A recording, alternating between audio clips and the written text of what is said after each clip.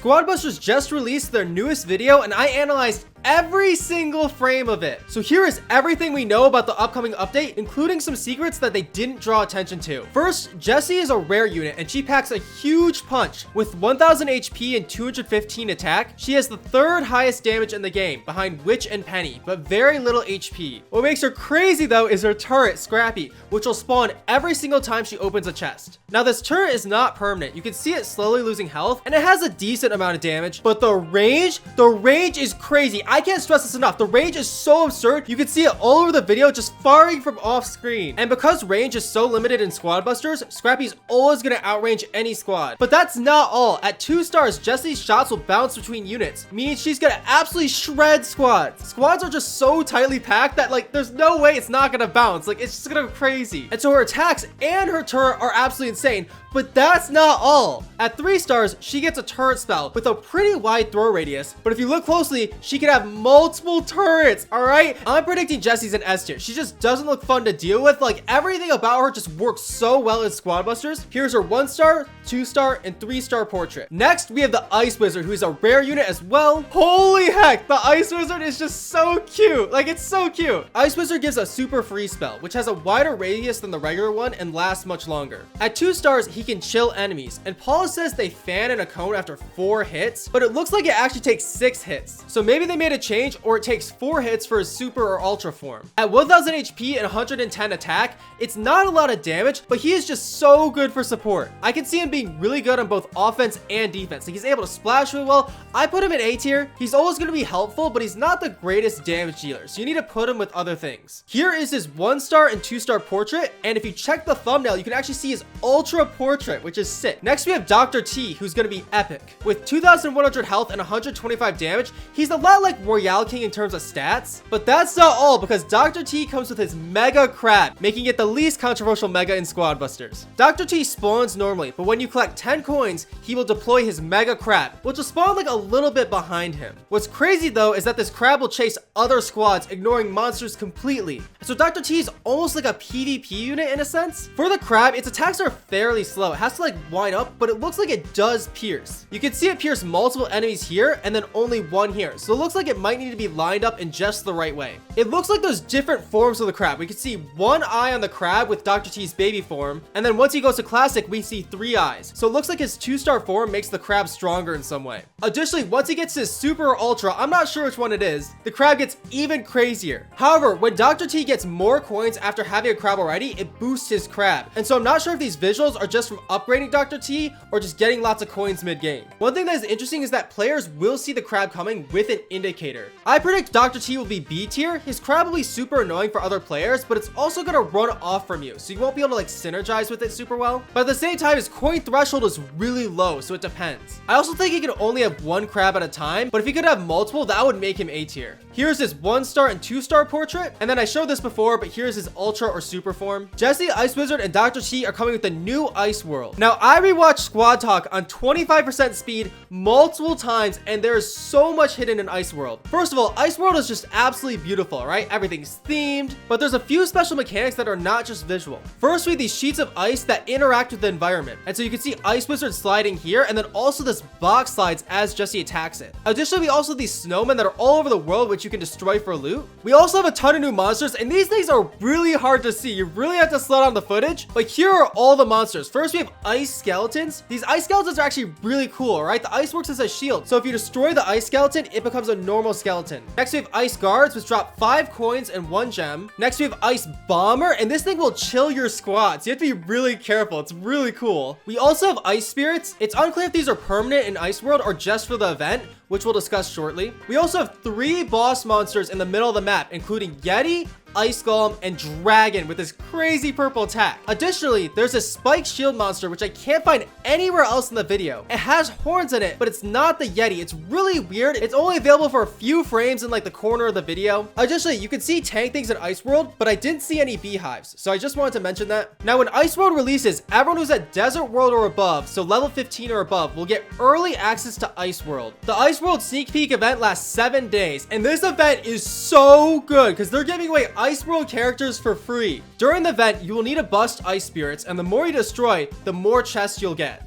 In the rewards is this new ice chest, which give only Ice World characters. So you're guaranteed to get Jessie, Ice Wizard, or Dr. T. This means on your first open, you are guaranteed a new character, which is absolutely sick. So this event just looks insane, all right? It's so good for getting the new characters, and every character looks really, really strong. I want Ice Wizard. He's just so cool. Like, Ice Wizard would be so cool. After the event, Ice Wizard will be available at level 90 in Squad Journey, replacing Squad League's place. This means it'll take longer to get to Squad League, but also progression is going to be boosted because of this, so not really. But it'll be interesting to see what level Squad League is at now. I also checked frame by frame. All of the shown rewards of Squad Busters are exactly the same as they are right now. I also want to note that it looks like the game will still be random, where you get a random modifier in world. And so I wonder if they'll make Ice World more common, because I can see it being frustrating trying to bust Ice Spirits for the event, and then you get a Grass World match, and you just have to wait for it to pass. Or maybe Ice Spirits are in other worlds, like, I don't know. This event is a must play. Like, that is some seriously crazy progression that they're just giving out. Also, these Ice Spirit animations, they're just so good. Like, come on. But that's not all. Not even close. There's just so much of this update. With Ice World, we have 4 new modifiers. First, we have Super Ice Spirits. Around the map, you'll find these giant Ice Spirits with gems. And when you take one out, it looks like it does this final jump, which both chills and knocks back your squad. It seems like they're in the middle, but they could be everywhere. And it feels pretty similar to gift bots, but with like bigger units. Next, we have Golem Meteors, where giant golems slam down from the sky. There doesn't seem to be like an indicator that a meteor is about to land. So I wonder if they'll add one, because the only thing you have right now is this shadow. So you can't really like dodge it or know it's coming. So you might just be walking around and just get absolutely slammed. It does about 350 damage based off my estimates. So about 25% damage to low health units, which is not nothing. Once the golems land, you can destroy them for gems and coins, and there doesn't appear to be a lower golem stage like in Clash Royale or Clash of Clans. Next, we have the greatest mode ever, 1 coin chests. Every chest is 1 coin, and this is so good. Like, this is where Squad Buster says, hey,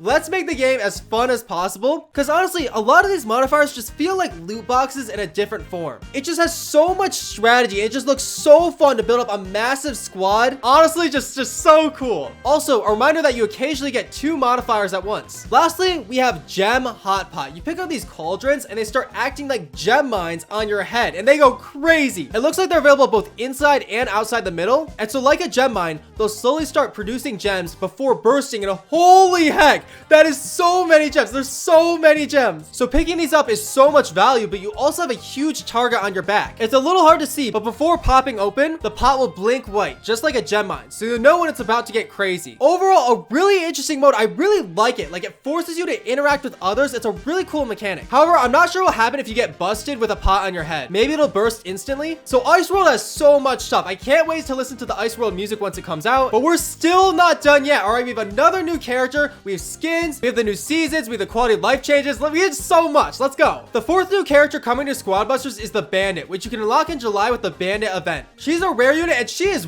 really interesting. The Bandit is all about gems. Her base ability gives you 7 gems instantly. And so Doppelgangers is about to go crazy. Like, oh my goodness. She's basically a trader, but you don't need coins. Like, I can see Bandit being absolutely busted here. She's 1400 HP and 180 damage, so she's very close to Goblin in terms of stats. She basically just gives gems instead of gold. For her 2-star ability, she gives 1 extra gem when busting big monsters, which is still pretty decent, right? Like, it applies to both medium and large units. It'll add up. And then apparently she just gives more loot for her ultra and super form. The question is, how much more? Like, the Bandit is just like an instant farmer. I also want to know that Bandit throws the gems in the air instead of collecting them, just like the trader. Now, you can unlock the Bandit for free in her event if you grind 14,000 gems. That is half a gem pass. Everything is subject to change, but in order to unlock the Bandit, you need 140 gem pouches, and to get a gem pouch, it's 100 gems each. So that's 14,000 gems. Because of how it's set up, it looks like the gems carry over between matches. So if you get 40 gems in one match and then 60 in another, they'll likely combine. So gems aren't wasted if they're not in multiples of 100. Now, I know this sounds like a grind, but we need to talk about how long you have. At one point in the video, we could see it being 376 days, which is just not it. We also see 11 days and 3 days. So I'm guessing 2 weeks. And because it's 14,000 gems, that would make sense having 14 days to do it for 1,000 gems a day. Season passes are 30 days, and it's 30,000 gems to complete the season pass.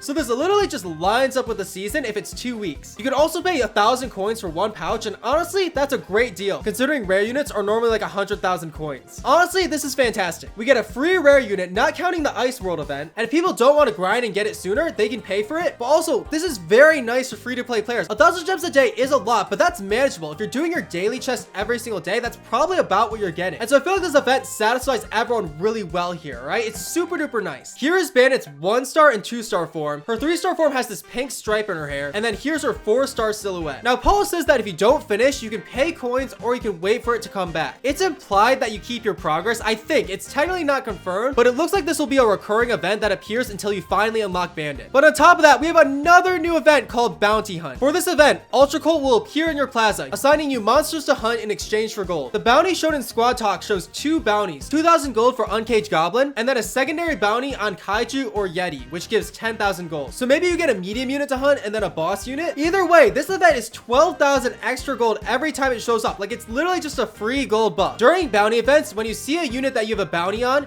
it will have a small paper icon above it. It's unclear how much time you'll have. We see 3 days and 3 hours, and also 3 days and 23 hours, so maybe 3 to 4 days. Bounties honestly don't seem super difficult to do. However, you do have to get lucky that the monster you're hunting for is in the match that you get. They could make it so that bounties match the worlds that you're playing in, but honestly, you might just have to play until you get the world that has the bounty monster you're looking for. This could be a bit frustrating. Like, imagine you're trying to find Kaiju for your bounty and you keep not getting Desert World, but if you have 3 or more days to complete it, hopefully it's not too finicky. So now let's talk about skins, and holy heck, skins are so sick. And then we'll talk about the new seasons and megas. Skins are now in Squad Busters, and I'm so happy. Like, it's just so cool. It's so good. This update, we have 8 new skins. First, we have Ninja Goblin. He gets this cool mask. We have Origami Barbarian King. He gets this origami armor. He looks a lot like Barbarian without his crown, honestly. Next, we have Tour Guide Mavis, and oh my gosh, Mavis looks so good here. Like, oh my gosh, the white hat and just everything, it looks so good. Such a good skin. I love this skin. This skin is so good. Like, her eyes are orange. Like, oh my gosh, such a good skin. Next, we have Kimono Witch. If I had a nickel for every time there was a witch in Squad Busters that had a unique name starting with a K, I'd have 2 nickels, blah, blah, blah. You can actually see her hair, which is crazy, and she has a guitar. And then we have Street Magic Wizard, which honestly, it looks very similar to how the wizard already looks. Overall, they did a fantastic job of making the skins recognizable, but still different. You're not gonna go up to Street Magic Wizard and think, oh shoot, like, what is this character? I don't think they have custom attack particles. Mavis looks the same here, but it's kind of hard to see. I'm so hyped to see more skins just every single update. They all look so clean. I really want a Greg skin. We see it says 2 out of 3 skins on Wizard and Mavis, and while their 3rd skin is just their baby silhouette, it means that they will be getting another skin. But we also have 3 more skins to cover. From here on out, skins will now be in the Gem Pass. So in July, with the new Beach Party season,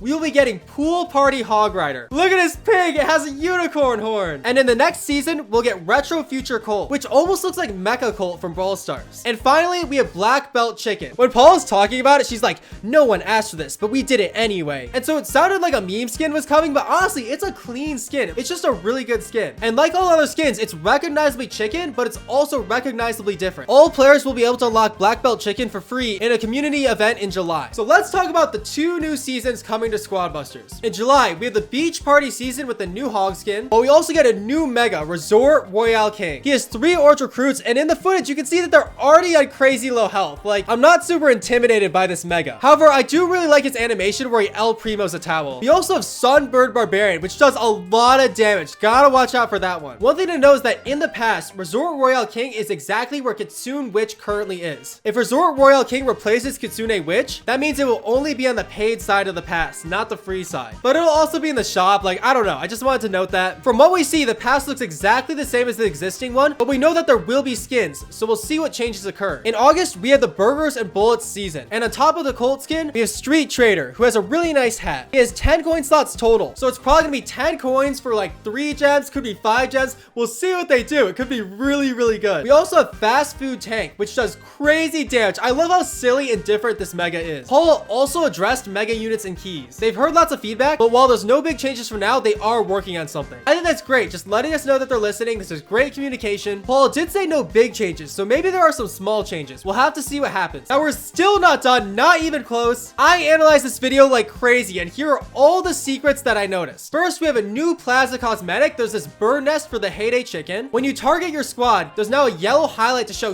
who and where you're attacking. This is so good. It just lets you see what you're doing a lot easier. This is a fantastic change. And this is not just for attacks. Like, you can see which carrot Mavis is about to pick. I personally never would have thought of this change, but it's really, really good. Like, this changes every single game from now on. This change just makes gameplay so much better. So huge props, A+, 5 stars. This is like the tour guide Mavis of quality of life changes. Additionally, I think the orange circle when attacking is slightly brighter. We also do see people using emotes. I don't know if they're playing with bots, but maybe bots now use emotes if they didn't already. Now, if you look in front of Paula, you'll see Tara is on the desk alongside Jesse and Nita. And yes, Tara is in game as an event, but so is the Wizard and Ultra Colt. So Tara could absolutely be a unit in game. I also just want to add that in the latest Squad Busters community post, you can see Poco and Leon in Squad Busters form. So Poco and Leon from Brawl Stars are almost certainly coming in the next update. Additionally, in the background, we see a duck turret, which is from the Summer Jessie skin in Brawl Stars. So perhaps Summer Jessie will be a skin at some point. At one point, Paul shows a no modifier room. This could just be on the dev build, but it could come to friendly rooms once those come out. Maybe it's not ready. You could see they have the Pinata Party art as a placeholder, but even though I don't see them adding this to public games, games exist with no modifier. For this one shot, they put a bunch of fake snow on everything. This is exactly the kind of passion that the Squad Busters team has. I'm not sure if that was worth it for them. Like, that doesn't look fun to clean up, but just huge props for the dedication. There's also this purple rage effect that appears on some characters. This might already be in game, I'm not sure, but I just wanted to mention it. It does look new. With Jesse, Ice Wizard, Dr. T, and Bandit, we will likely see 5 new emotes for each of them. Here's what their base emote form looks like. Speaking of emotes, Paula has her own emote at the beginning of the video, which probably won't come into the game, but it could. That'd be so sick. Additionally, we'll almost certainly see balance changes, but I checked all the chest stats and compared them to what's in game, and they're all the same. And then lastly, Paula mentions that they don't know what to call these videos. I feel like Squad Talk is fine. Also, there were no bloopers like you see with Brawl Stars, and there's no second community manager. And honestly, Paula's doing fine, all right? Paula's got it. But I'd be so surprised if they didn't add a second person. All the other Supercell games have multiple community managers. This is an amazing update. There's so much that just changes the game forever. And Tour Guide Mavis, just such an insane skin. Like, it could have been White Hat Mavis, but Tour Guide Mavis is such a great idea. I put my heart and soul into this video. So if you enjoyed this video, check out this other one. See you around.